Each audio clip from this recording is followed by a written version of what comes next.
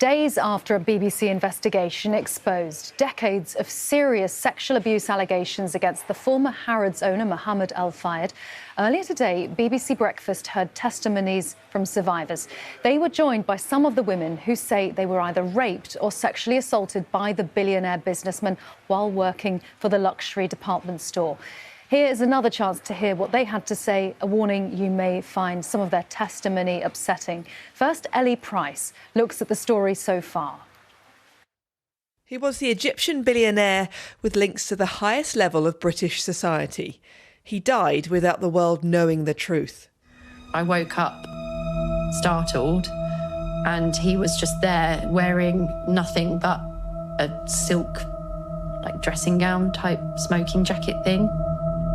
And he tried to get in the bed with me and I told him, no, I don't want you to. And he proceeded to just keep trying to get in the bed, at which point he was kind of on top of me and really couldn't move anywhere. I was kind of face down on the bed and he just pressed himself on me. He threw himself on top of me, his hands were all over me and, you know, I was wearing a dress. He was very, very forceful. I, thank God, reacted and kicked him off, ran down the hallway into my room in sheer terror because I just didn't know what would happen. We will say it plainly, Mohamed Al Fayed was a monster. Lawyers for his victims say this may be the worst case of corporate sexual exploitation of young women the world has ever seen. Mohamed Al Fayed owned Harrods between 1985 and 2010. In that time, multiple allegations of rape and sexual assault were made, and yet neither the police nor the Crime Prosecution Service were able to bring a case against him. The boss of the CPS during some of that time told Breakfast he had nothing to do with it. No, it didn't cross my desk. Senior prosecutors take decisions all the time in the Crown Prosecution Service. Hundreds of thousands of decisions are taken every year. So I don't know the details. But certainly I had nothing to do with it. Since the documentary aired, dozens of people have contacted the BBC to share their experiences.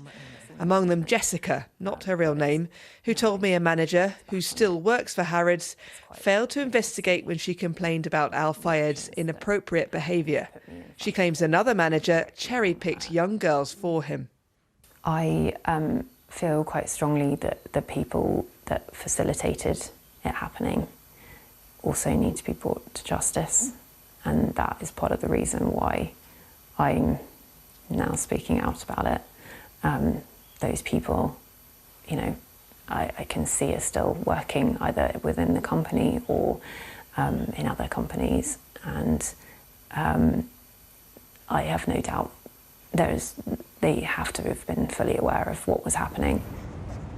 Harrods, under new ownership, says it's appalled by the allegations and has launched a compensation scheme for former employees who say they were attacked by Al Fayed. It also says it's investigating whether any current employees were involved, but has not told us whether anyone has faced any action as a result of that internal review. Mohamed Al Fayed died last year, but many of his victims hope some justice can still be brought. Ellie Price, BBC News. We are joined here on Breakfast right now by Jen, Nicole, Lindsay, Gemma and Catherine, along with their barrister, Dean Armstrong, and our own correspondent, Ellie Price. Catherine, we're going to start with you this morning. Thank you, all of you, for talking to us. The first thing I think we would say is take your time, because I know you all have difficult, challenging and complicated stories to tell. Catherine, if we could start with you, just tell us what happened. I was hired in 2005 through an actual formal selection process, and I didn't actually know who I was going to be working for. It was just said to be a high net worth individual, so it was only at the last minute that we discovered who it was going to be for, and I was hired with Nicole behind me. But we never really saw one another. We were kept very much apart. And the first week or so was really humiliating because I had the Harrods attire of a black suit, and he would call me into his office and tell me this doesn't work and this is distracting, and then would rip my buttons open of the front of my shirt. and stuff money into my pocket and tell me to go and buy more suits. And I would come back the next day and repeat it for a week. And then it was, your hair's awful, you need to straighten your hair. Sent me for a lip wax. So by the end of the first week, I was shattered, because this is supposed to be the big new job. That was the first week? Yeah. So I ended up with a lot of suits. So yeah, that was my initial experience. I later travelled to Paris with him, realised I was in danger there because my door didn't lock and had to barricade the door with a suitcase and a chair.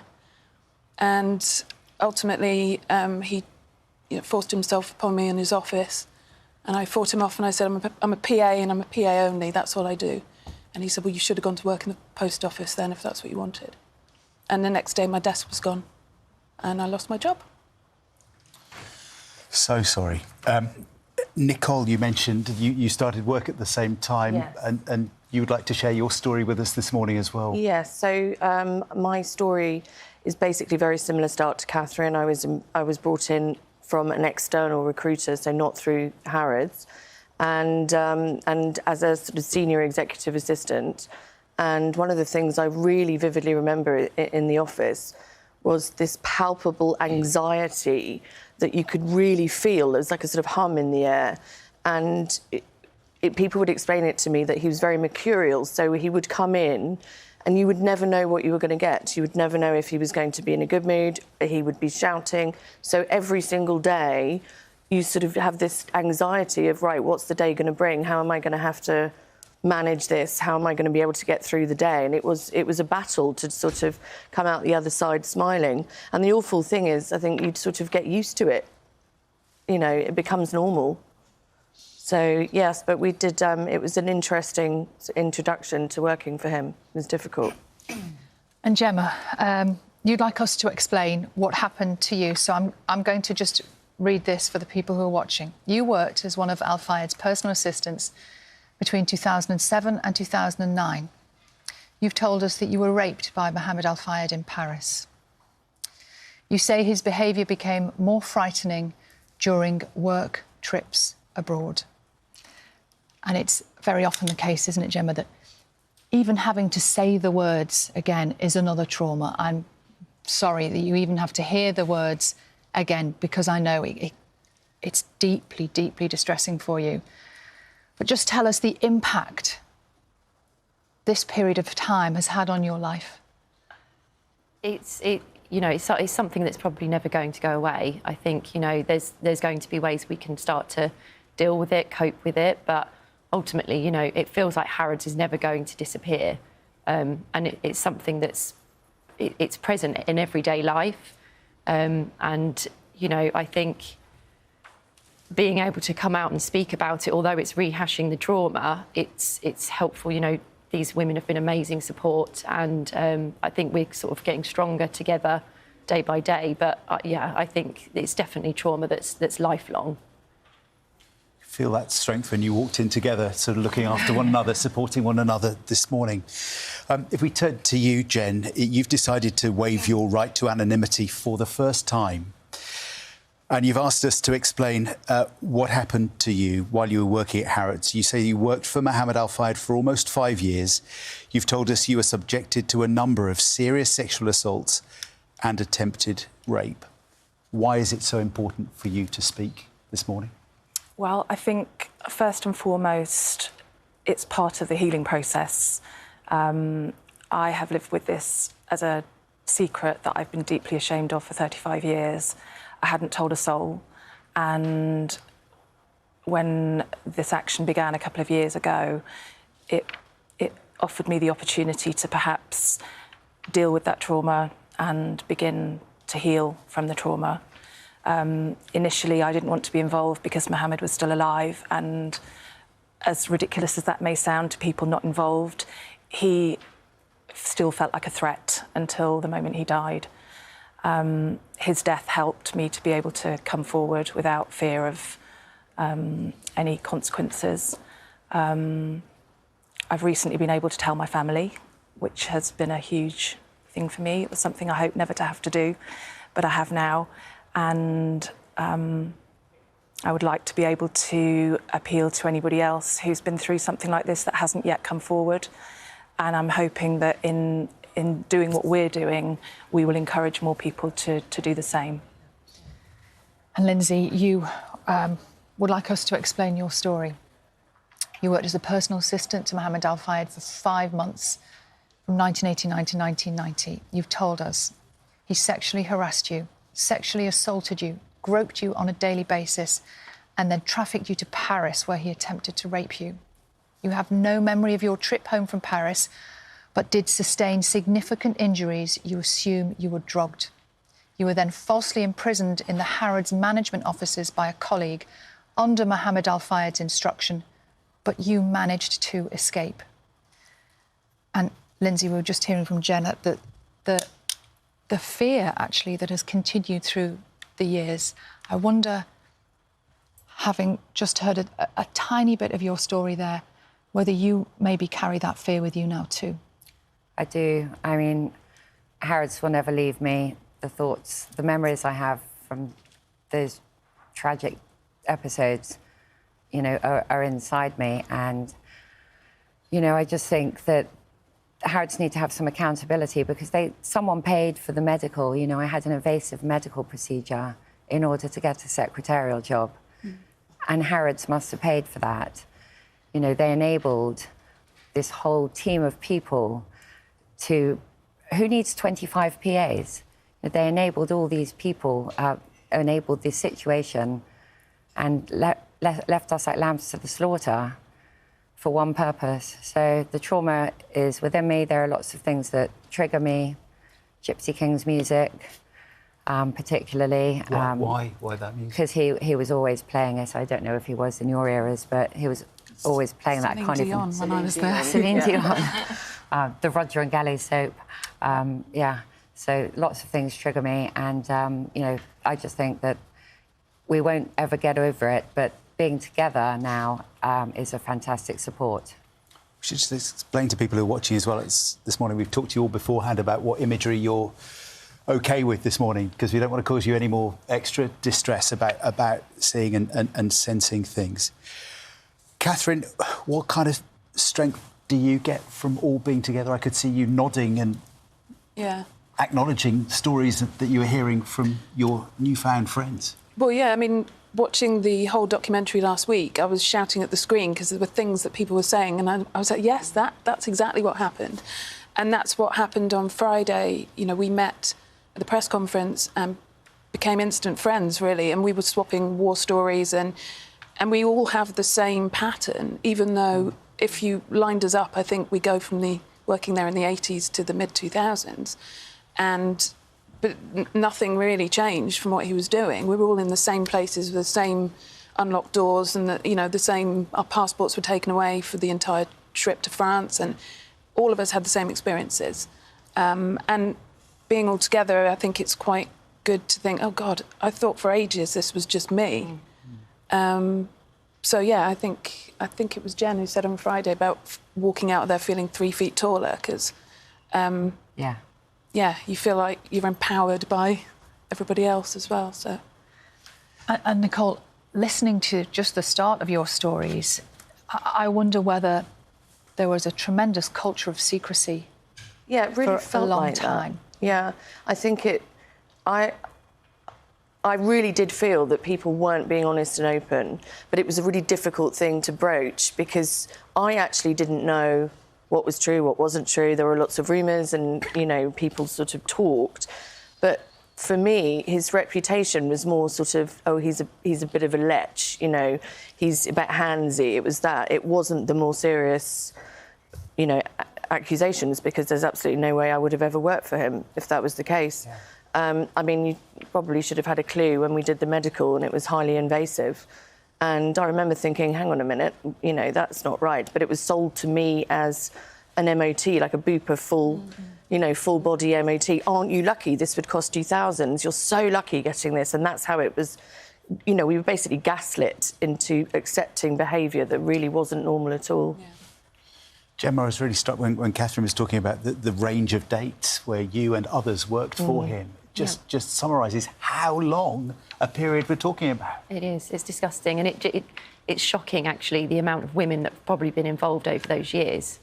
You know, it could be thousands at this point. You just don't know. I mean, in my time, there must have been hundreds of women that were brought up to the offices and, you know, disappeared into meeting rooms and then, you know, left crying. But it, like you said, it's such a secrecy surrounding it all. You were terrified to speak out and ask questions, so you kind of accepted what was going on and internalised that actually, you know, is it just me? Am I the victim of the really hard behaviour? It's just terrifying to think of. Lindsay, I'm curious to know, because there's a pattern here, isn't there? Absolutely. An absolute pattern of behaviour. Yes. Tell us about the significance of the trips, the foreign trips. Well, he always had tried to isolate me, and I was told that I was going on a business trip to Paris, when in fact it turned out I was being trafficked, because we went for dinner to the Ritz with another colleague and 3 celebrities, and I got a tap on the shoulder by the security, and me and this other colleague got taken to our accommodation, which I assumed would be the Ritz Hotel, because he owned it and we were there. But we got taken to Dodie's flat, and as you walked in, all the doors locked behind you, and I said to the security guy, you know, what's that all about? And he said, oh, it's just to keep you safe, but it was to make sure you couldn't escape.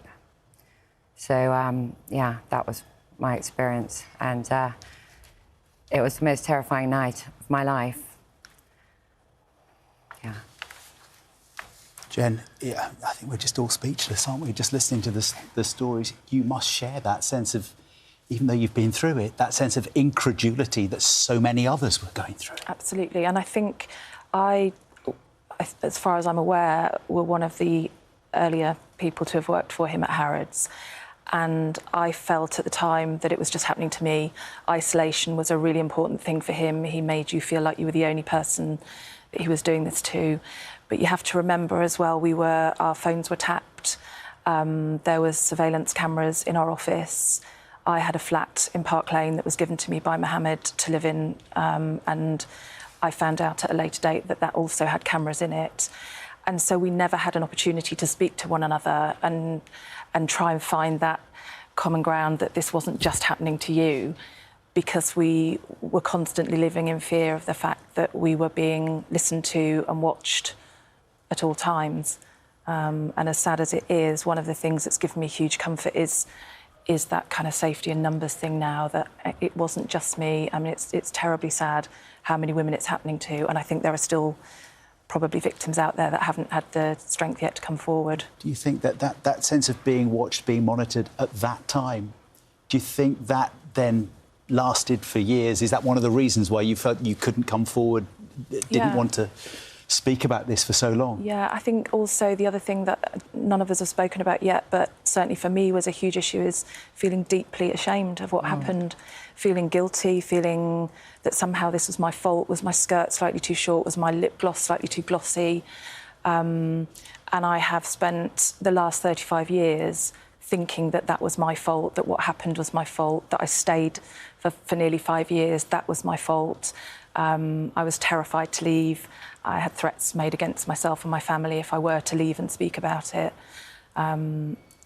So it took me a great deal of courage to be able to even voice the words. And in situations like this, very often the perpetrator will take your power away. That's what happens, isn't it? You feel powerless. Was there ever a moment that you could try and, despite that, confront him? And if you did, what happened? Well, I lost my job. I said no, get away from me, and that was it. So that's what happens there. Which ultimately I was glad about. I was lucky to get out. Mohamed had said to me that when I first worked for him, that I was to look upon him as a father figure, and that he would protect me, care for me, look after me, hence the apartment, so that I didn't have to travel home late at night. And he asked me to call him Papa when we were on our own with him. And so when the abuse started and the attacks became more regular, my response time after time after time was to say, you can't do this. I look at you as a father figure. Please don't behave in this manner. And to some degree, in certain circumstances, that worked. In others, not so much.